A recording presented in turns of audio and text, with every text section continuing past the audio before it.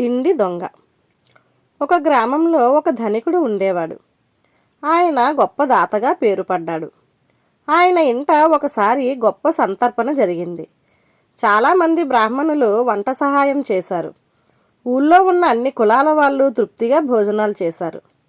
భోజనాలు ముగిశాక వంట బ్రాహ్మణులలో ఒకడు ఒక పళ్ళెం నిండా బొబ్బట్లు పెట్టుకొని దొడ్డితోవన వెళ్ళిపోతూ పహారావాడికి దొరికిపోయాడు.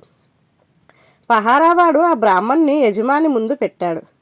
ధనికుడు అతన్ని, "ఏమయ్యా పంతులు, ఇవెందుకు పట్టుకుపోతున్నావు?" అని అడిగాడు. బ్రాహ్మణుడు భయంతోనూ అవమానంతోనూ సతమతమవుతూ, "అయ్యా, క్షమించండి, నేను కడుపు నిండా తిన్నాను గాని ఇంటి వద్ద నాకు గంపెడు పిల్లలున్నారు. వాళ్ళు తినలేదనే బాధతో ఈ తప్పుడు పని చేశాను" అన్నాడు. "తప్పు కాదా మరి? ఈ బొబ్బట్లు తిని నీ పిల్లలు కడుపు నొప్పితో బాధపడరు? లోపలికి వెళ్ళి బాడీ చెంబు నిండా నెయ్యి కూడా పట్టుకుపో" అన్నాడు ధనికుడు. బ్రాహ్మణుడు కృతజ్ఞతతో ఉక్కిరిబిక్కిరి అయిపోయాడు. ధన్యవాదాలు.